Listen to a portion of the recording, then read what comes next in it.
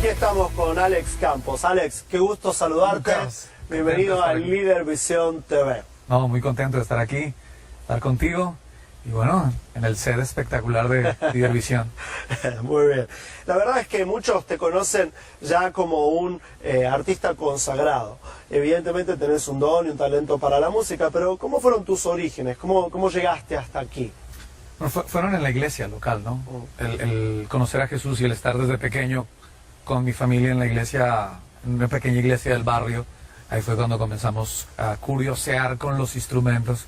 De hecho no los dejaban tocar, pero como nos quedamos siempre hasta el final, todo el mundo se iba, mi mamá se quedaba siempre hablando con la gente que hacía el aseo, nos quedábamos y molestábamos con los instrumentos y ahí entró como las ganas, el deseo, el gusto de lo que fue la música y comenzamos a aprender y a los pocos meses nos dimos cuenta, y hablando por mi hermano también, de que teníamos el don de la música, de hacer sonar cualquier instrumento. Y así comenzamos con todo esto que hoy Dios ha bendecido de una forma muy especial.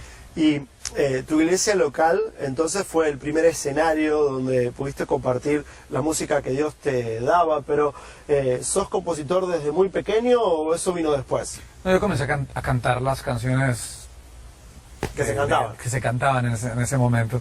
Y en el momento que aprendo a tocar la guitarra, porque yo pasé la batería, después pasé por el bajo, en el momento que arranco con la guitarra y que me doy cuenta que me daba una plataforma para cantar, improvisar, comienzo a escribir canciones, pero así de la nada comencé a tararear un par de letras. ¿Te acordás de tu primera canción?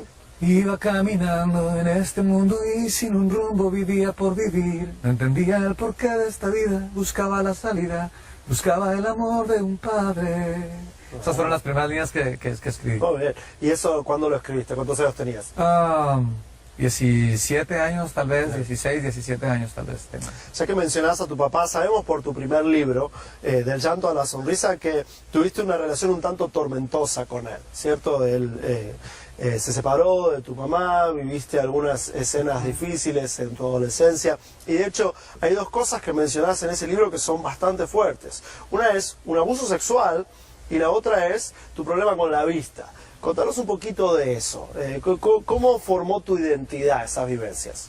Yo creo que cuando pasas por esos desiertos o cuando pasas por esos momentos difíciles, forman tu carácter, ¿no? Yo era un niño sin papá. Mi papá nos abandona cuando éramos muy pequeños.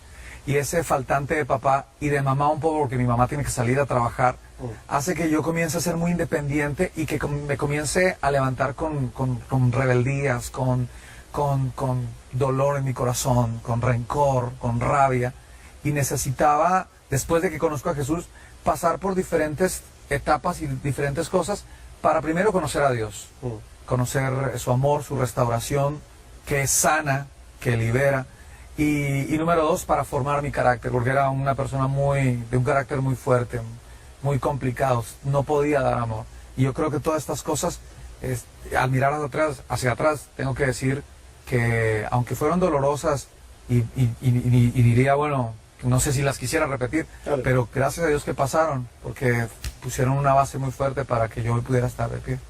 De hecho, obviamente, la situación con tu papá es algo que nadie quiere vivir, pero te voy a decir algo, te voy a hacer una confesión. Yo creo que es menos común el confesar el abuso sexual, el que alguien haya querido abusarte sexualmente.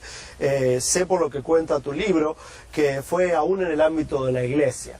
Y la verdad es que te felicito por comentarlo, porque muchos creen que en ese área no puede haber sanidad. De eso mejor no hablamos. ¿Qué tenés para decir al respecto? Duré mucho tiempo callado, ¿no? O sea, no fue como que él pasó y salí a contarlo a todo el mundo. Normalmente pasa eso y por vergüenza, por pena, por qué me van a decir, te lo quedas callado, y es un grave error, porque te va a pasar factura año tras año. Y fue a través de una conferencia, eso pasó como a los 12 años, yo tenía como unos 18 años, y una conferencia sobre sanidad interior, sobre que Dios quiere sanar lo que pasó en tu pasado, y ahí fue que comenzó ese proceso largo, pasaron varios años, hasta que un día en la tarima con mi guitarra sentí decir eso. Y fue difícil para mí, yo estaba llorando, la gente también lloró, y comencé a contar mi testimonio, poco a poco. Al sentirte libre comienzas a contarlo, a hablarlo, y hasta llegar, bueno, al libro. La verdad es que es un testimonio muy pero muy poderoso. De hecho, me acuerdo que en la contraportada dice un testimonio violentamente honesto. Sí, ¿cierto? Sí, es fuerte. Ahora, hoy obviamente estás en una situación muy diferente, te casaste, tenés 2 hijitos, ¿cierto? Juanita, 6 años, y Simón tiene 3 años. ¿Y qué soñás para ellos? No, yo creo que ellos puedan seguir los caminos que Jesús marque para ellos, ¿no? El que yo pueda guiarlos, tomarles las manos y guiarlos por ese camino, ¿no? Quiero que sean hombre y mujer que amen a Dios con todo su corazón y que influyan en su círculo, en su sociedad, en lo que hagan, ¿no? Estamos conversando con Alex Campos, salmista, autor, y nos tomamos una pausa, un minutito, y volvemos con más preguntas. Poemas de Dios, 30 días de reflexiones espirituales. Recién salidito del horno, ¿cierto? Apenas salido, está... De hecho, lo quiero coger ya. Y Alex, ¿de qué se trata este? Bueno, escogí las 30 mejores canciones de mis 9 discos. Ajá. Y quise sacarlas porque creo que había mucho que decir a través de las canciones, ¿no? Creo que la gente, cuando se da cuenta y desarmas una canción y dice, wow, yo pasé por lo mismo, o me enseñó tal cosa. Y cada canción es algo que pasó en mi vida, que me marcó. Son 30 canciones, 30 reflexiones para... como un devocional diario lo se puede manejar. No. La verdad es que es un formato muy novedoso, 30 días, es fácil de leer, y también yo estuve investigando las historias detrás de las canciones, y hay historias de todo tipo. Te voy a mencionar 2, contanos un poquito qué hay detrás de estas canciones, son de tus canciones más conocidas: El sonido del silencio y Sueño de morir. El sonido del silencio es una de las que más canto en los conciertos, y bueno, Sueño de morir. El sonido del silencio nace después de escuchar un domingo la predicación en mi iglesia. Estaba escuchando a mi pastor que hablaba sobre el olivo verde, ser olivos que crecen en la casa del Señor como olivos verdes. Y él preguntaba, ¿cuántos quieren ser como el olivo verde? Y todos, sí. Y dijo, ok, voy a predicar sobre el olivo verde. Y las características del olivo verde no son características lindas. 40 años para dar fruto, crece en la soledad, crece en altas temperaturas, en medio del desierto. Entonces como que yo dije, eso yo no lo quiero vivir, ¿no? Por eso el sonido del silencio, el que no quiero escuchar. Entonces es un poco hablando sobre el desierto, la necesidad de pasar por el desierto, la necesidad de encontrarse con Dios en medio de esos momentos absurdos y difíciles que queremos evitar, pero que los vamos a tener que pasar. ¿En qué año fue que escribiste esa canción? 2008, más o menos, 2005 más o menos. Yo soy malo para las fechas, 2005 creo. Y Sueño de morir, bueno, después de que vi la película La Pasión de Cristo, yo quedé 9 meses, o sea, creo que vi a luz la canción, 9 meses con eso en la cabeza, hasta que un día dije, no, ya no, me metí al estudio, tomé la guitarra y nace esta canción que para mí ha sido una bendición muy fuerte, porque habla, describe musicalmente el día y poéticamente el día en que Jesús da la vida por nosotros. Probablemente el día más importante, el día más de la historia de la humanidad. Sí. Increíble. ¿Qué esperás que suceda en la vida del lector? ¿Qué crees que sea, ¿Cuál crees que sea el efecto de leer este libro?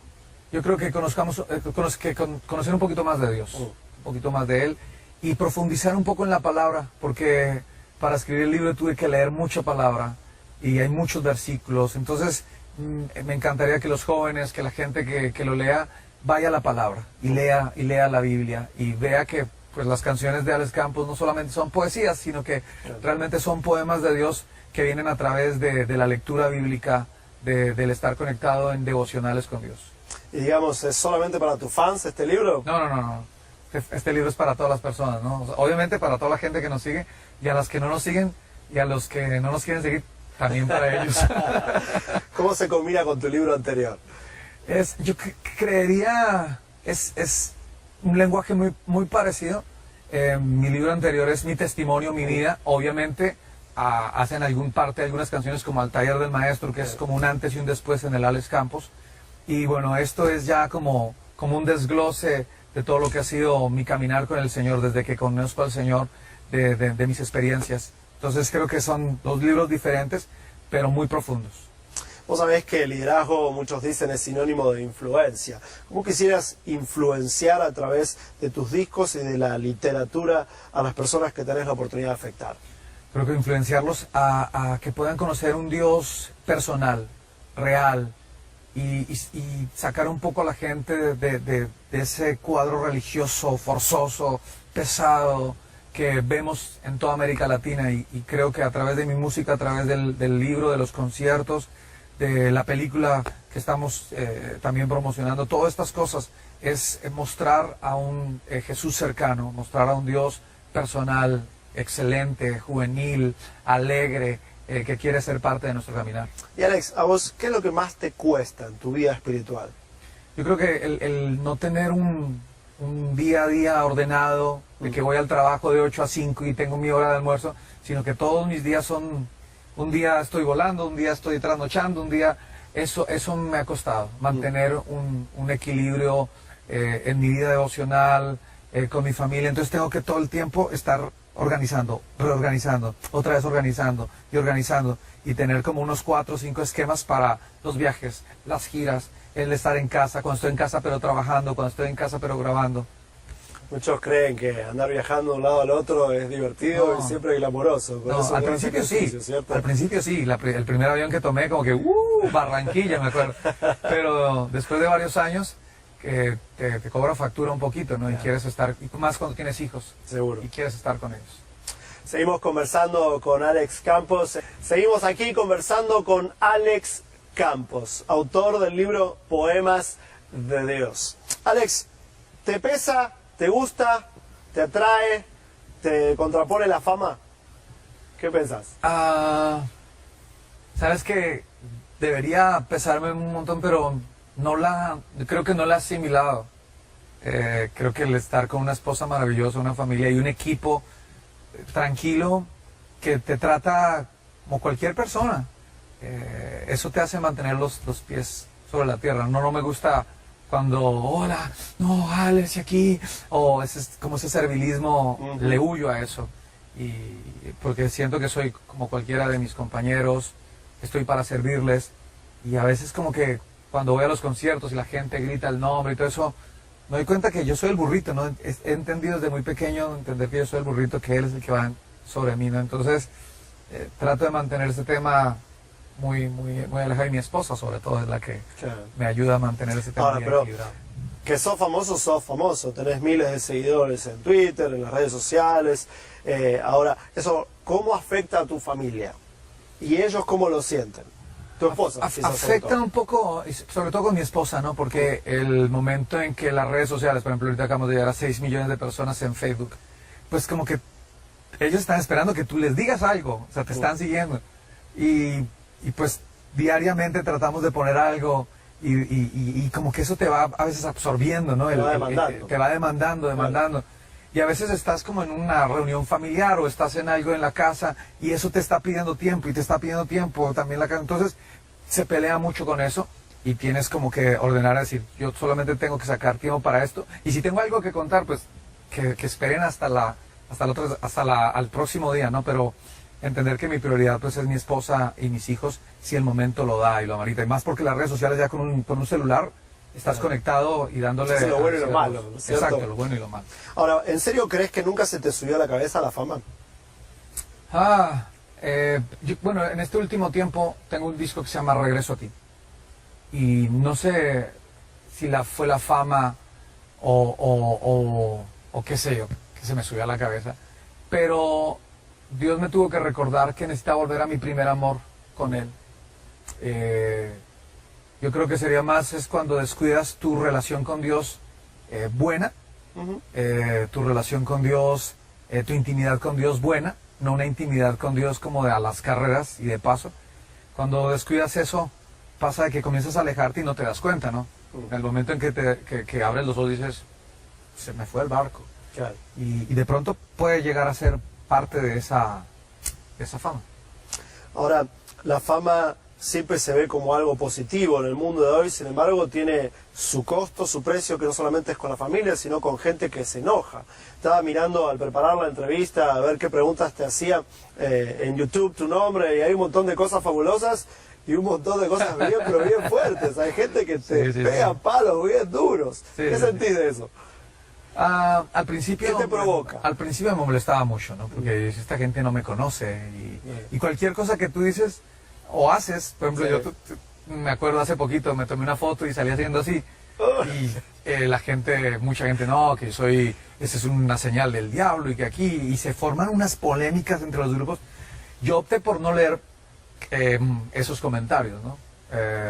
Leo algunos comentarios buenos, pero sé, y lo entendí hace un par de años, que al árbol que tiene fruto, que da buen fruto, es al que le tienen que tirar piedra para obtener ese fruto. Y he aprendido a digerir esas piedras, he aprendido a digerir esos comentarios, pero me quedo con todos esos algunos son comentarios, hirientes, ¿no? Pero también hay algunos que son chistosos. Estaba mirando uno, ¿Viste uno que se repetía de que eras Illuminati, no sé bien a qué se refiere, creo que salió de la película. Eso, ¿cómo es eso? No, esa es nueva para mí. No, hace poquito respondí uno, hace muchos años no respondía a uno, que yo le había escrito una canción que se llama Me robaste el corazón a Shakira, y que era católico, y se formó una polémica, entonces dije, voy a escribir, ¿no? Y le escribí al hermano, mira, ni soy católico, ni conozco a Shakira, y Me robaste el corazón tampoco es una canción mía, entonces por ningún lado tienes razón, ¿no? Y me dio risa, muchas veces me río de lo que la gente escribe.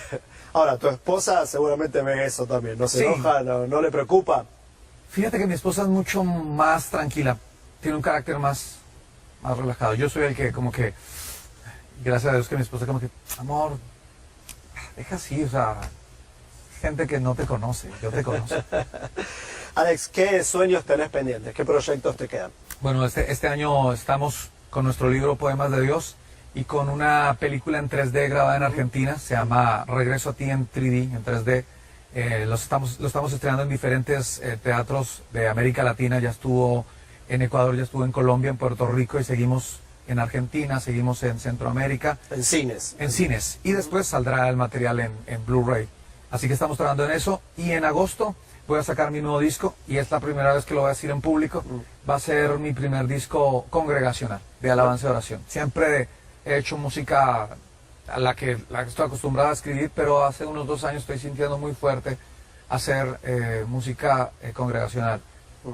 ¿Por qué? No sé, pero es algún sentir que nomás hablar de eso como que me emociona y estoy en ese descubrimiento de que la alabanza y la adoración, el sonido latinoamericano vuelva a renacer y a tomar fuerza, porque siento que como que perdimos nuestra identidad como latinos, como músicos latinos y como adoradores.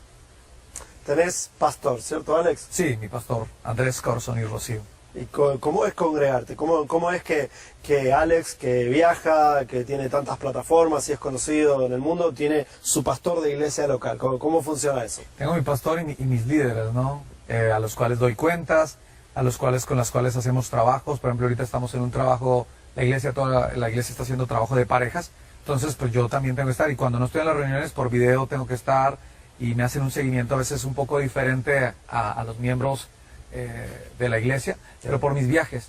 Pero los pastores han entendido de que soy una persona que necesita ser pastoreado, que no por la fama o el liderazgo que yo quiera tener ya puedo caminar solo, ¿no? Necesito siempre estar hablando con las personas, estar dando cuentas, estar sentándome y diciendo, me emocioné por esto, me gusta esto, necesito oración por esto, leamos la palabra, estudiamos esto, etcétera. Y bueno, Andrés y Rocío son 2 personas que en este último tiempo para mí y para mi familia han sido muy especiales. ¿Qué es lo que más te enoja y más te entusiasma de la iglesia, para cerrar este bloque? Me enoja de la iglesia que nos envidiemos tanto. Que si a alguien de Dios lo está utilizando en la música, no pueda aplaudirlo y decirle lo está haciendo bien, sino que yo trate de competir a eso sabiendo que yo pueda tener otro talento y pueda complementarme, ¿no? Y lo que más me entusiasma de la iglesia es esa pasión, ese fuego por ese mismo celo que hace que peleemos ese celo por querer servir a Dios. Y últimamente creo que la iglesia se ha dado cuenta que con excelencia, porque por mucho tiempo yo veía que se le servía a Dios tan mediocremente y como tan, pues es para Dios. Y últimamente creo que la iglesia ha avanzado en hacer cosas buenas, en tener programas de televisión buenos, libros buenos, discos buenos, y que compitan en lo secular y que podamos estar en otras plataformas diferentes. Muchas gracias, Alex, Muchas por habernos acompañado. Un honor recibirte y siempre es un gusto conocerte. Somos buenos amigos con Alex.